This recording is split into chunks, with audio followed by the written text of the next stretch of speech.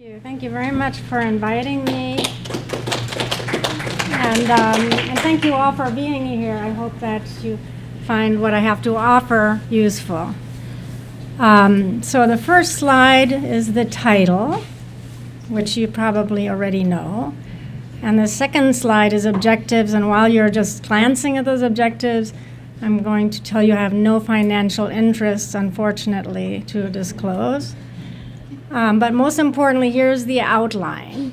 So first I'm going to talk about the anti-empathy discourse, and then I'm going to talk about empathy in the medical context, and then what is social empathy, and how can we foster social empathy.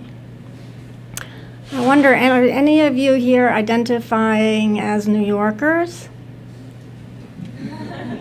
Some do, okay. Because as I was running this morning, I was thinking, it's really daunting to talk to an audience of New Yorkers because they know everything.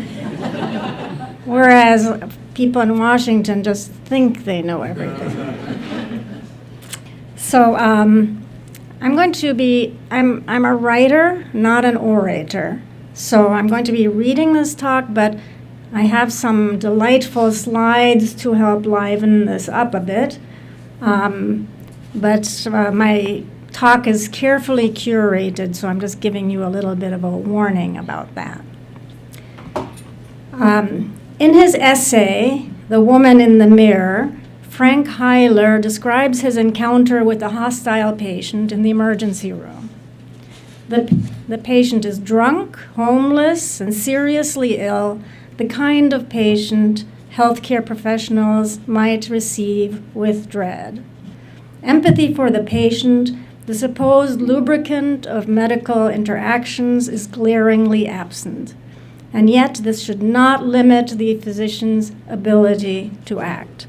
There are times, Heiler concludes, when we must provide the best possible care, even when we feel no empathy whatsoever. Although Heiler makes no mention in his essay of Paul Bloom, Jesse Prince, or social psychologists, moral philosophers, and others who have written critically of empathy, he's tapping into an intriguing anti-empathy discourse that we may have heard about in the popular press as well as in the academic literature. The notion of being against empathy is provocative, to say the least. But all that is meant, to sum up Bloom's argument in a nutshell, is that empathy is just another vehicle for bias, and may be particularly dangerous because it encourages us to feel good about ourselves even as we flagrantly and unfairly favor in the individuals or groups we prefer. The converse, dismissing those with whom we cannot identify, is equally a manifestation of empathy's distortions. In its starkest forms, the empathy bias manifests as a national crisis of concern for a blonde teenager kidnapped in Aruba, and when empathy is absent, as relative indifference to a gang shooting in a societally neglected part of town. Empathy, insofar as it is defined as walking in another's shoes, Bloom and others argue, so often goes terribly awry. It is parochial, tribal, and irrational. Imagining ourselves in another's shoes has limits, and we come up against those limits shockingly quickly, because we can't wrap our heads around the encampment experience of thousands of refugees, or even the specific sufferings of an aged heroin addict in downtown Detroit. We are much more likely to empathize with someone we know, recognize, and love, someone who is just like us. Empathy, therefore, in Bloom's world, is not a helpful way to achieve social justice. So, what about empathy in medicine? Self-control. So might Bloom's perspective on empathy be different as it applies to medicine? After all, the literature in medical journals abounds with studies, reflections, and exhortations all focused on empathy. Further, regardless of how empathy is operationalized, it does seem that empathy has an important role in supporting both the engaged clinician and her patients. Empathy has been shown to counteract burnout, for example, while also promoting patients' well-being directly and indirectly. But first, we need to know more precisely what empathy is. Empathy is often defined within a cluster of closely allied but distinct concepts such as sympathy, empathic concern, emotional contagion. It overlaps with kindness and love. Each of these is defined often inconsistently across the literature along a spectrum of emotion, cognitive apprehension, and even behavior, sometimes including all three dimensions. And Hojat is the author of the most frequently cited definition. So he defines empathy as empathy in the context of patient care is a predominantly cognitive attribute that involves an understanding of the patient's experiences, concerns, and perspectives combined with a capacity to communicate this understanding and an intention to help. And he added concerns and an intention to help, which are the italicized phrases, later on to help flesh out his definition even more.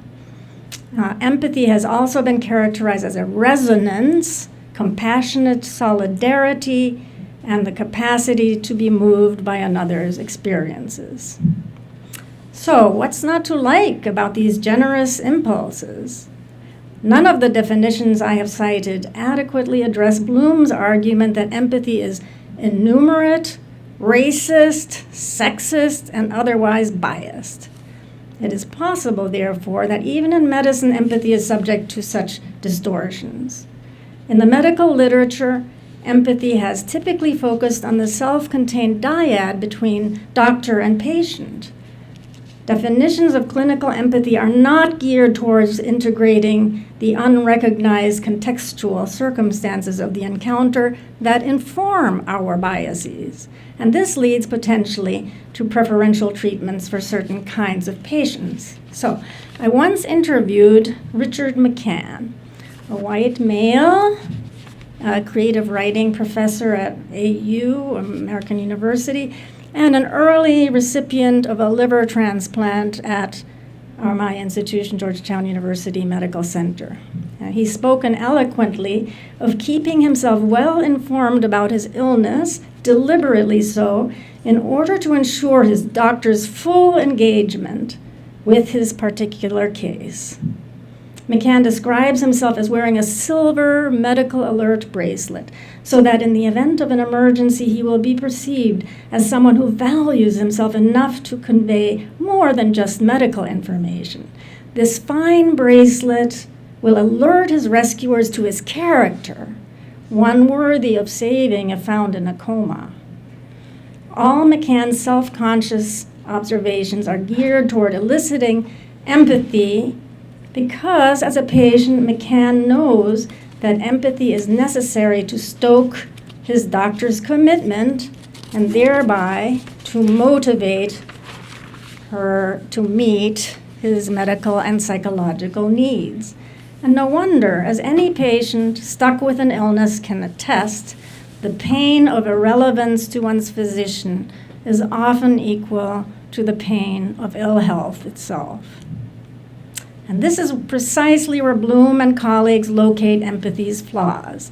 McCann's charming manipulations show an acute awareness that empathy is biased. It is biased towards those who are the same, which is why McCann stuffs himself with medical knowledge so that he can present himself as someone almost akin to a medical peer.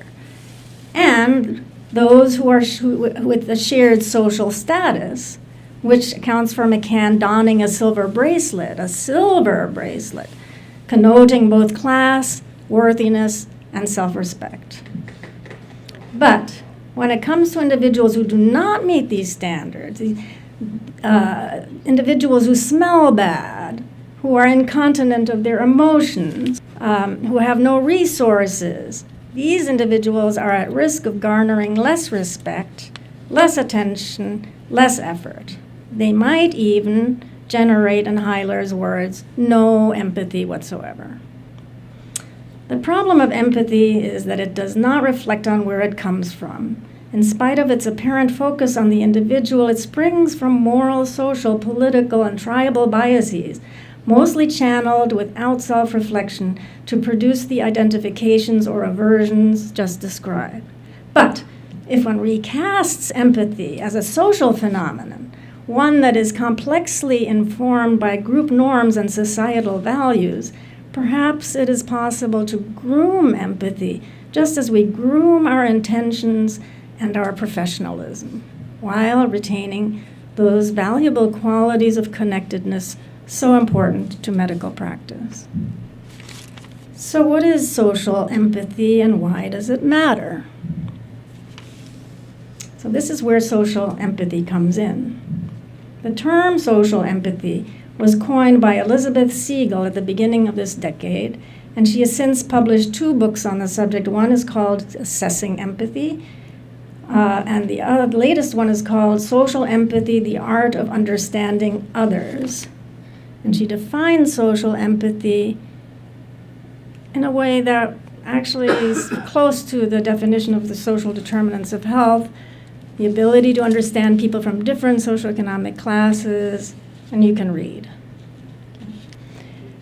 So she and her colleagues developed an instrument, the Social Empathy Index, based on the model of empathy shown here, which establishes a continuum between individual and social empathy. So one circle shows all the elements of interpersonal empathy, and then there's another area of social empathy that she added to this definition that then in combination leads to social justice. Hurrah! So her model represents a nuanced, stepwise, multimodal definition of individual empathy, including at its most primitive level an effective response. So there is kind of a hierarchy of responses that end in the interpersonal level with emotional regulation, which is a highly cognitive function. Maybe I can think of something to say about this slide. It's a multimodal definition of individual empathy, including at its most primitive level affective response, and at the most refined level an ability to regulate emotion. She then goes on with her definition of empathy and operationalizes it. In her social empathy index, it's comprised of 2 categories, and I actually have those in your handout, sort of a description of all of these categories. So the social empathy categories are contextual understanding of systemic barriers and macro self-other awareness perspective taking, and I'll talk a little bit more about those as we go along. But what I like about this inclusive model is that it offers a kind of counter-argument to Bloom's anti-empathy discourse, because this model underscores recent findings about the neural basis of prosocial behavior, which is defined as voluntary behavior intended to benefit one another, and we can start to see action as a component of this. According to some neuroimaging evidence, distinct cognitively associated regions in the brain are implicated in perceptions of social justice. Now, I prefer to distance myself somewhat from these efforts to correlate socially defined phenomena with anatomical sites, sort of like they used to look for the exact location of the soul. But instead, I favor a more dynamic biometaphorical model, where these independent but also interdependent regions in the brain talk to each other through their connected networks. In other words, the neurobiological circuitry becomes a metaphorical representation of what we experience rather imperfectly as we struggle through our various definitions of empathy and their complex relationship with morality. So based on this network-like model, Siegel developed and validated her instrument to measure social empathy, first in social work students. I became interested in this work because in the last decade, And this no doubt is a reflection of the political polarization in the Obama years and the Affordable Care Act and the greater focus on identity politics on the one hand and a widening income disparity on the other, that medical education has just become more attuned to the impact of social determinants of health, and we're now seeing a greater number of publications on these determinants and incorporating them, and we are incorporating them into our medical teaching. So I was excited by the idea that the SEI offered a way to measure the impact of our educational interventions. We could now, at the very least, document students' attitudes towards the importance of social determinants in caring for patients. So the result was 2 studies. Here's the Social Empathy Index, the first 3 questions, which combine social and interpersonal empathy questions. So the first talk was, the first publication in academic medicine was we administered this SEI before and after the students took the class on social determinants of health to see whether there was any change. And then the second publication, Medical Teacher, was a follow-up longitudinally to see what would happen once the students took the social empathy index in at the end of when they were beginning their 4th year. And this sort of is aligned with the many studies on the observation or questionable observation that there's a decline in individual empathy over the course of medical education. But nobody's ever looked to see what happens to social empathy, at least according to this validated instrument. And we also included a qualitative study component by having students write a response to the essay I mentioned at the beginning of this talk, Frank Heiler's The Woman in the Mirror. Now, these studies are highly susceptible to social desirability bias. And in fact, the SEI is by definition biased because any question you ask about social conditions is biased by the very fact that you are asking those questions. If you are liberal, you're going to ask about justice and fairness, and if you are conservative, you're going to ask about morality and values. And this was deftly shown in Robert Willer's TED Talk on the priorities of different political tribes. And it's quite clear also, if you look at surveys of the kinds of issues that Democrats and Republicans prioritize. So these are the priorities before the midterm elections. And you can see, and since I do work on climate change, you can see climate change on the liberal side is very, very high priority. And maybe you can find its location in the conservative Republican column, but you really have to look. So there's just different values that inform different groups' issues.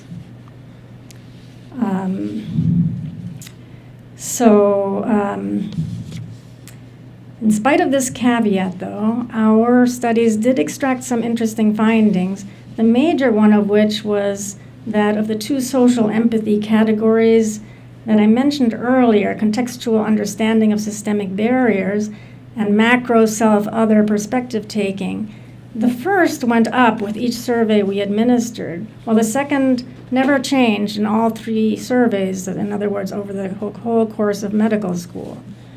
So we interpreted this to mean that students in the course of their medical education continued to realize how context is a powerful barrier to optimizing the health of the disadvantaged groups, which is represented by the rise in contextual understanding of systemic barriers.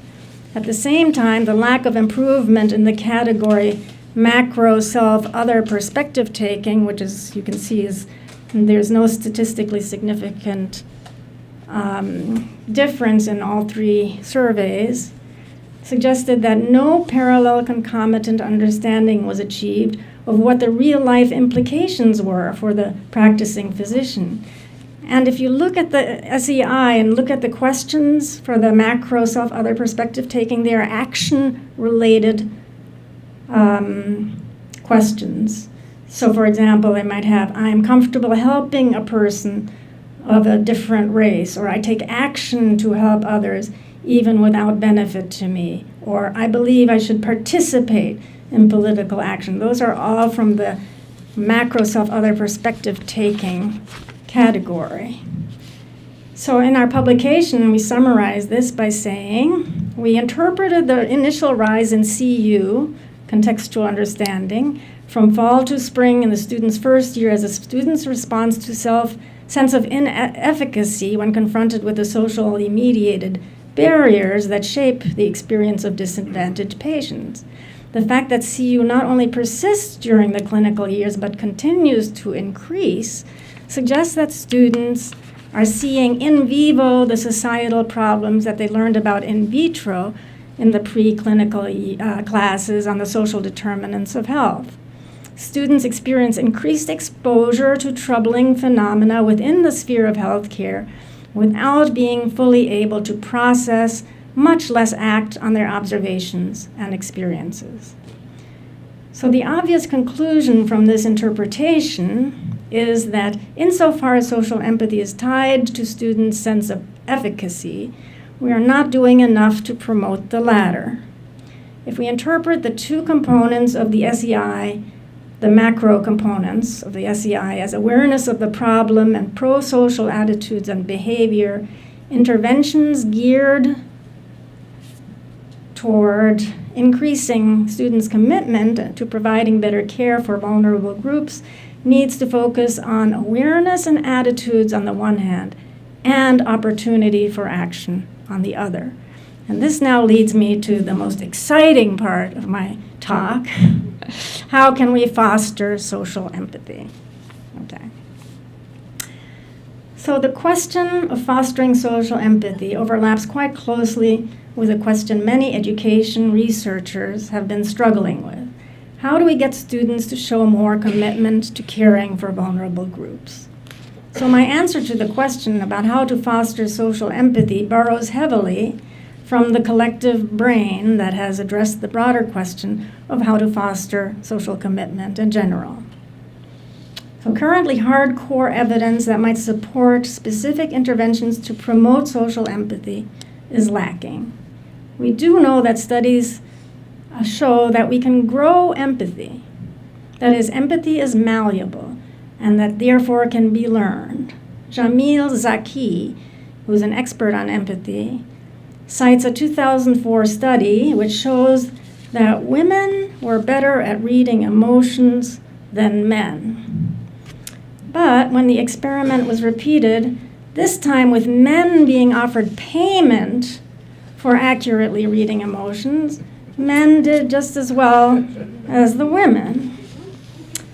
Following up on this finding that empathy may be a motivated response, Schumann and Zaki did a series of studies on the malleability of empathy and found, and all these studies are sort of like encased and building on each other in a single paper.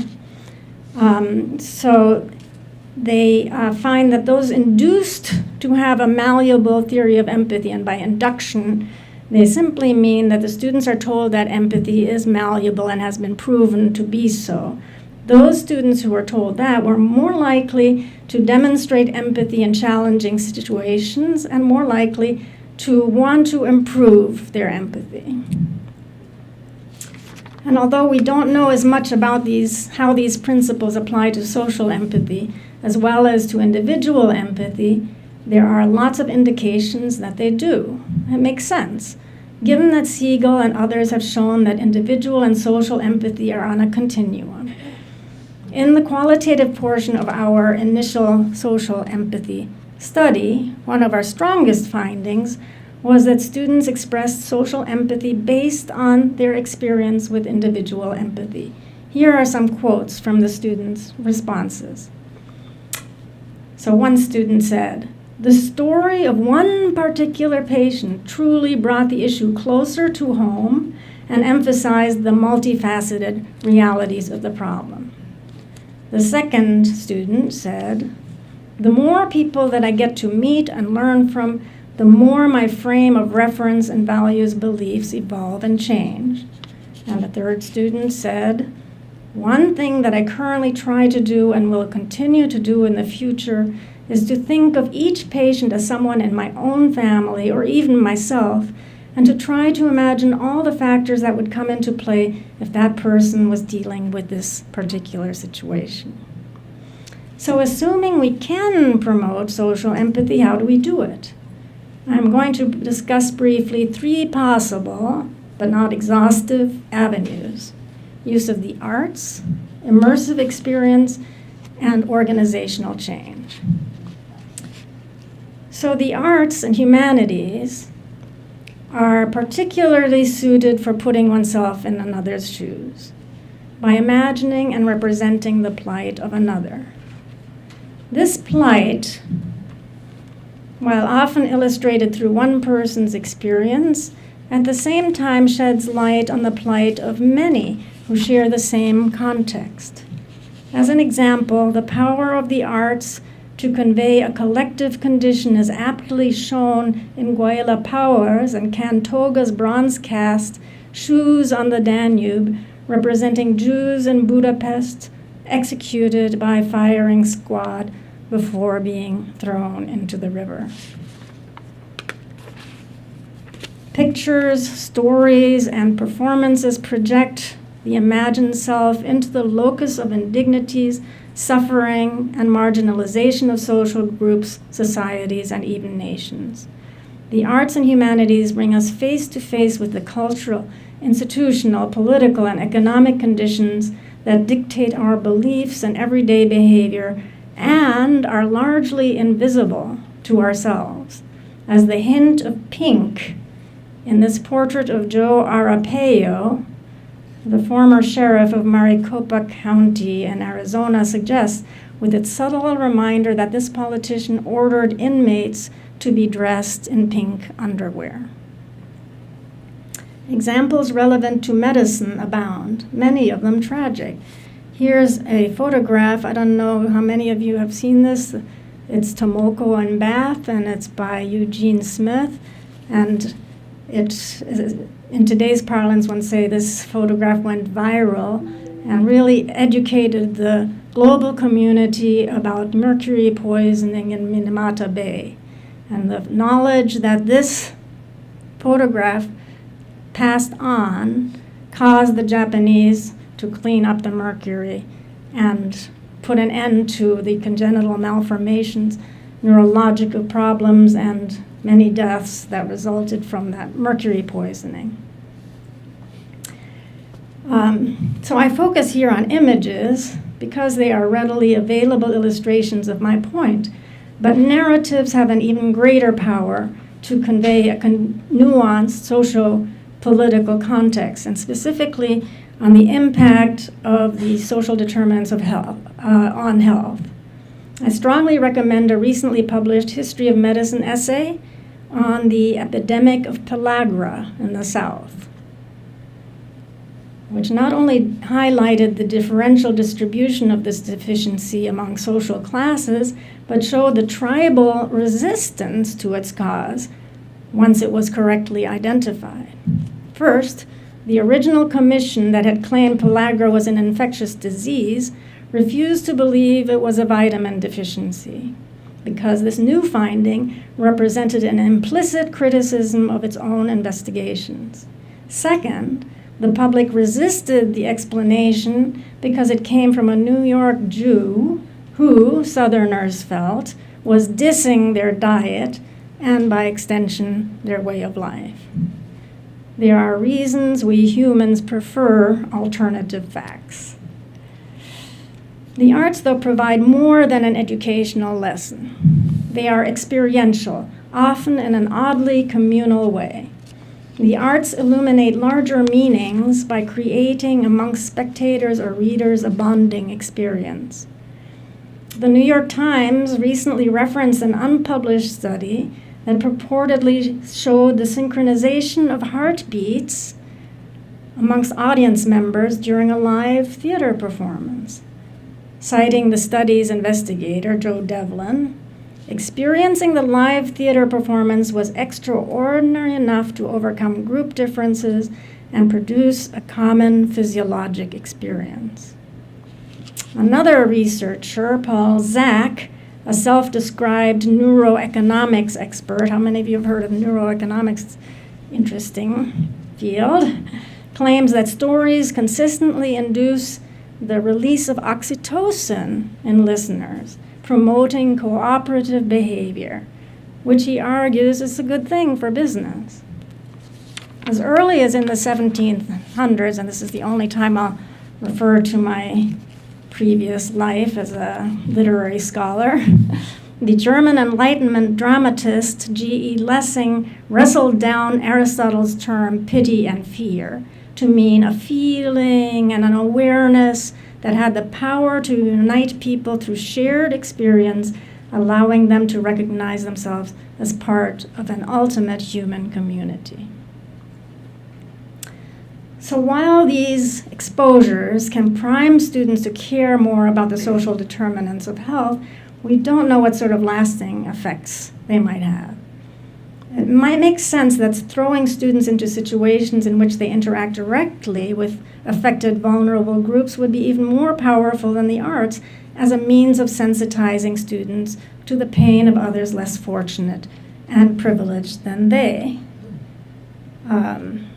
I don't have a slide for that, but this is the section on immersion and experiential learning. As one student in our earlier study stated in describing a medical mission experience in South America, "The poverty I experience is unfathomable to someone who has not experienced it firsthand."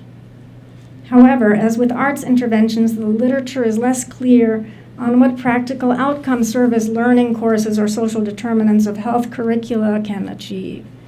At the same time, expecting that educational interventions directly alleviate inequality, as one recent article seemed to require, may be raising the bar a little too high. There are a lot of intermediate effects that can happen. Immersion is a real-life coupling of empathic opportunity and exposure that at the very least increases students' comfort level with different populations while increasing population-specific skills. So those are these intermediate goals for having these curricula, and those have been studied. Of note, I can't help but mention a recent cross-sectional analysis of 81 Singaporean medical students involved a questionnaire investigating factors contributing to empathy. They found that time spent with family, arts, and community service correlated with higher empathy scores, while time spent with significant others and individual leisure correlated with lower scores. So arguing that some of those things that are near and dear to my heart, like the arts and community service, do have an impact in promoting empathy, although the caveat here is that correlation does not prove causation. Organizational influences, then, is the third intervention.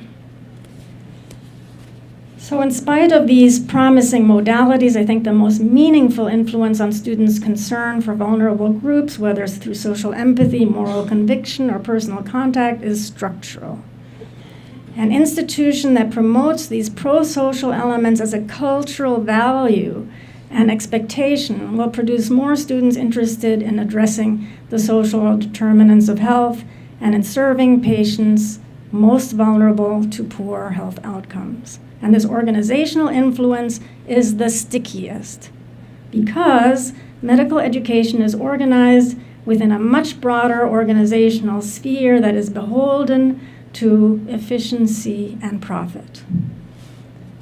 This, in turn, creates an organizational chain of values that reaches from the hospital system's focus on the bottom line all the way down to students' career decisions. Take, for example, one finding in our longitudinal study of social empathy. It turns out that when we re-administered the SEI to students entering their fourth year, those who scored highest on the SEI on entry into medical school were most likely to state later that they plan to choose a primary care specialty. So, assuming that you want more primary care You want people with more social empathy, you want people who are more devoted to primary care.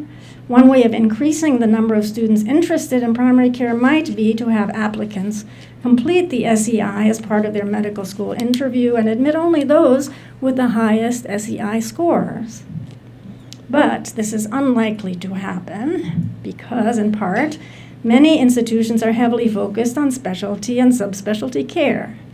And there is a tribally mediated gain in having the students mop up those values like sponges as they contemplate their future income and career status. My institution does have an Office of Diversity and Inclusion, programs that foster awareness of racial and gender bias. We have a community learning-based learning course and a social justice and population health track, respectively.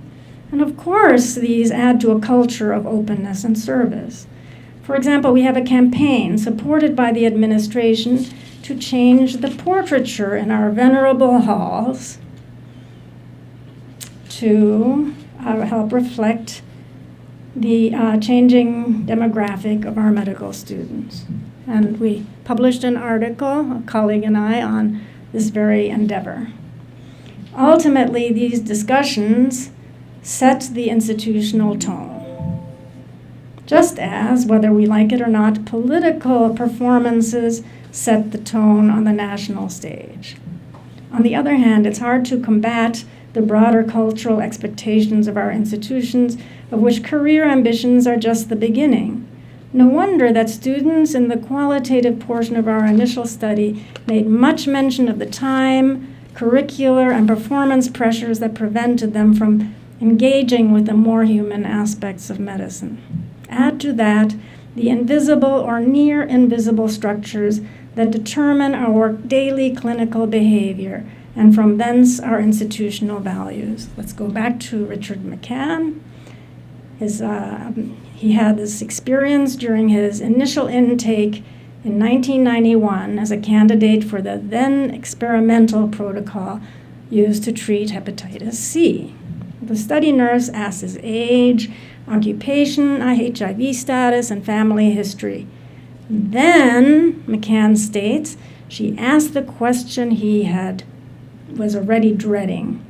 What were his known risk factors for HCV? After some embarrassed hemming and hawing, he reluctantly admits having once used intravenous drugs. Recreationally, he quickly adds.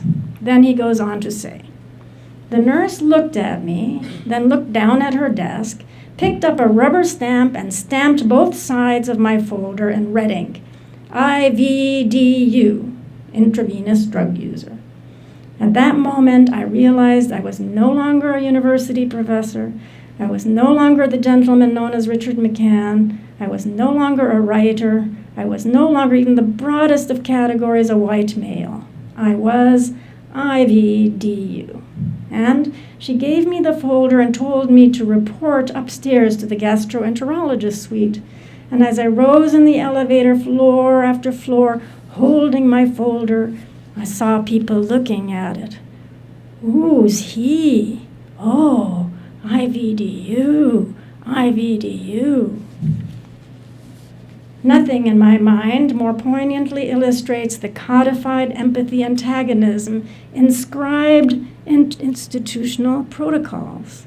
To be sure, such practices as the one proclaiming McCann as an illicit drug user were ultimately banned, but one could argue that one bureaucratic solution merely generates another, equally bureaucratic problem. For example, the new HIPAA rules, Health Insurance Portability and Accountability Act, itself a bureaucratic mouthful, instituted in 1996 to protect patients' personal information, leveled a new strike against institutional empathy, at least metaphorically speaking, in that HIPAA isolates each patient within the protective walls of his or her privacy bubble. And just to illustrate that point, one of my colleagues sent me an email in which he described what it was like to practice in the UK in the mid-1980s. He'd taken a tour of UK hospitals and noted that many of the patients were on open wards, maybe 20 beds and 2 rows of 10 in a very large ward. Most of the patients were dressed in their street clothes. Most were not in bed. They were sitting in a chair or milling about. There were mementos, newspapers, etc. When tea was served in the late afternoon, everything would stop. The nurse would push the tea cart between the rows of beds and dispense tea and biscuits to all. The medical staff would stop and participate. The atmosphere feeling was a lot more personal and equal rather than hierarchical. This description resonates remarkably with the descriptions of Laguna Honda Hospital in Victoria Suites, God's Hotel. Does anybody know this? Okay. Where, according to the author, physicians made a commitment to serve for 2 months and stayed 20 years, practicing slow medicine while patients themselves received not only health care but food and lodging, and found themselves in a built-in community where they themselves stayed for years. So I don't want to idealize the past. I think we can learn from it that there have been and can be in the future other ways. So ultimately, the real key is creating the conditions necessary to promote social commitment, though this can likely be done only a little at a time. It's somewhat ironic that in recent years we have begun to focus so heavily on the physician side of institutional experience. These days we're talking a lot more about physician burnout, maybe even to the detriment of focusing on other issues such as the social determinants of health. I think we are wrong-headed to focus so intensely on our own misery when the healthcare industry makes the system difficult for all. I hope I'm not sounding too radical. Burnout isn't just about us physicians, after all. Indeed, if we want to foster empathy as a means of addressing burnout, there is solid and accumulative evidence that all facets of empathy play an important role in medical practice and have an impact on both the patient and his or her physician. Consistent with various versions of empathy, social empathy incorporates the emotionally healing bilaterality of empathy. That's my burnout slide. We did a collage workshop with our residents, and this was one that she gave me permission to show as it's both an expression of burnout, and the collage activity is a way of dealing with burnout. In a more radical turn, some researchers have suggested that the most effective way to promote empathy is by diminishing self-interest and reducing empathy for one's own in-group. And originally, when I talked about the various definitions of empathy, I deliberately left out this one, which is by Joanna Shapiro, that the physician must draw closer to the patient, putting the interests of others above those of self, even at some sacrifice to oneself. These sorts of strategies are consistent with the anti-empathy discourse, which claims that moral enhancement is the answer to our emotional biases, and also actually with Buddhist mindfulness modalities emphasizing loving kindness and not self, whisking us away once more from the individual self as the fulcrum of empathy to something both more dissolving and encompassing. Consistent with this view, social empathy addresses a broader sense of purpose, without which we are just cogs in a machine. And I remember when I was a resident, there was an obstetrician who talked about a graduation ceremony where all the graduate medical students stood up, raised their fists, and said, "We've got jobs. We've got jobs." They sat down next to the business school, got up, and they raised their fists, turned to the medical student, and said, "You'll work for us. You'll work for us." So that broader sense of social purpose requires a relentless challenge to our collective institutional values as a means of orienting students to serving communities in need. This idea was captured in part by a medical student's essay published earlier this year in the New England Journal of Medicine. The author writes, "The social determinants of health and physicians' sense of powerlessness in the face of them seem crucially missing from the discussion of burnout. Medical students are trained to think from a vantage point of individual agency." And I brought that up earlier on in this talk. And we become stuck here. What can I do? Begins as an earnest, ambitious question, but it also so often spoils to a cynical one. If medical schools and residency programs are serious about burnout, they have to teach us about collective action. They have to teach us to ask, what can we do? To fight burnout, we should never worry alone about the social determinants of health that patients face. To fight burnout, organize. There's something antiquated but worth resurrecting about the notion of altruism, which rids us of the self-orientation and tribalism of the anti-empathy movement finds so troubling. Because our institutions, even understandably, necessarily, are built on the quest for profit, we have a long way to go to fulfill the promises of social empathy. But without claiming any clairvoyance, I believe the current strains on the system within and outside of our medical institution have the chance to give rise to something kinder and gentler. That's it.